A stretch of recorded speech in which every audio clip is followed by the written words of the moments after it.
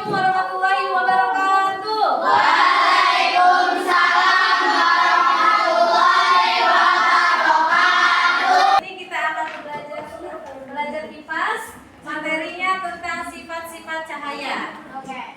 Sudah, kira-kira Ibu sebelum masuk ke pembahasan, Ibu mau tahu dulu. Kenapa sih kita bisa melihat? Nah, satu pertanyaan dulu. Ada yang tahu? Karena ada Apa? Ada cahaya. Atau kalian pernah lihat pelangi? Nah, kira-kira kenapa kita bisa melihat pelangi yang warna-warni itu? Atau kenapa bisa terjadi pelangi? Ada yang sudah tahu? Kalau pengen tahu jawabannya, kita akan membahasnya di bab sekarang. Baik. Setelah terbuka whitebooknya, kita pilih halaman yang sesuai dengan pembahasan, tinggal dipilih saja. Nah, di sini di awal di dalam whitebook ini terdapat juga tujuan pembelajaran dari materi yang akan kita sampaikan. Bisa kita zoom in dan zoom out. Kalau sudah disampaikan tujuan pembelajarannya, kita klik next. Nah, di sini kita bisa mengklik video tentang pengertian cahaya. Video yang terdapat dalam whitebook ini bisa menjadi salah satu cara untuk memberikan pembelajaran yang efektif untuk siswa yang memiliki gaya belajar audiovisual. Sedangkan untuk yang memiliki gaya belajar kinestetik bisa melakukan percobaan sederhana. Sehingga pembelajaran bisa dipahami oleh semua siswa walaupun dengan gaya belajar yang berbeda. Cahaya berasal dari sumber alami dan sumber buatan manusia. Cahaya adalah gelombang. Angkat tangannya, yang mau silakan. Siapa? Silakan Mama. Cahaya adalah gelombang elektromagnetik yang bisa ditangkap oleh magnet. Cahaya alami dan cahaya buatan. Muiz, boleh tunjukkan satu contoh cahaya alami? Sumber cahaya alami. Matahari. Sekarang kita masuk ke sifat-sifat cahaya. Yang pertama, cahaya merambat lurus. Seperti apa? Ada yang tahu cahaya merambat lurus seperti apa? Kita lihat percobaannya ya. Di buku ini sudah tersedia percobaannya. Tinggal kita klik saja videonya.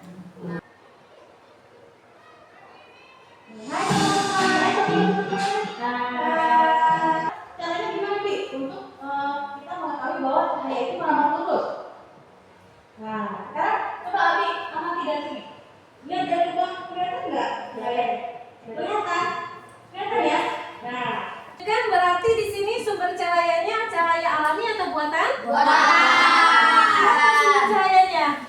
Lilin. Paham ya? Dalam bukti Bapak ya, merambat lurus dulu. Nah, sudah mengerti kan? Teman-teman juga dapat melakukan percobaan ini di rumah. Mudah kan? Mudah ya, dadah. Ternyata cahaya dapat merambat secara lurus. Itu adalah sifat yang pertama. Sekarang kelompok 1 akan membuktikan betul nggak sih kalau misalnya cahaya itu bisa menembus benda yang bening, sedangkan untuk benda yang tidak bening tidak bisa menembus. Boleh ke sini. Nembus nggak? Nembus. Coba kalau misalnya diganti menggunakan ini, menggunakan buku. Nggak usah ditutup. Nah, kelihatan nggak sampai sana cahayanya? Tidak. Jadi buktinya apa? Berarti terbukti kalau cahaya apa? Menembus bisa. Ya. Tadi buktinya apa? Cahaya dapat menembus benda-benda yang bening. Dibuktikan dengan apa tadi? Bisa menembus apa? Botol apa? Botol minum. Sedangkan kalau untuk kertas, tidak bisa menembus. Paham? Kelompok lain ada pertanyaan untuk kelompok 1? Ini pensil, gelas yang diisi dengan air. Ketika dimasukkan pensil ke dalamnya, ternyata apa yang terjadi dengan pensilnya? Bawahnya membesar dan seperti patah. Mengapa itu bisa terjadi? Kenapa cahaya bisa dibiaskan? Karena mediumnya kan itu mediumnya ada air, ada udara. Ketika cahaya yang melewati udara dan tembus ke air akan dibelokkan atau dibiaskan.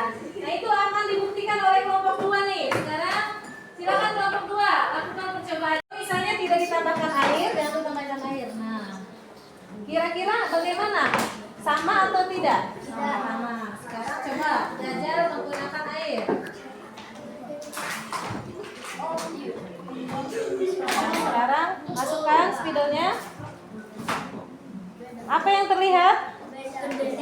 Terlihat seperti apa? Menjadi lebih besar. Tadi kenapa kata ibu bisa menjadi lebih besar? Karena cahaya dibiaskan. Paham? Izhar coba ulangi kenapa pensil spidolnya bisa terlihat besar? Karena cahaya dibiaskan. Paham?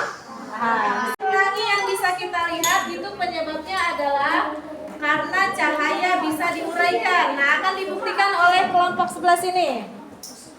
Ini ada kelihatan? Ini tadinya cahayanya warna apa? Warna putih. Diuraikan melalui prisma akan terjadi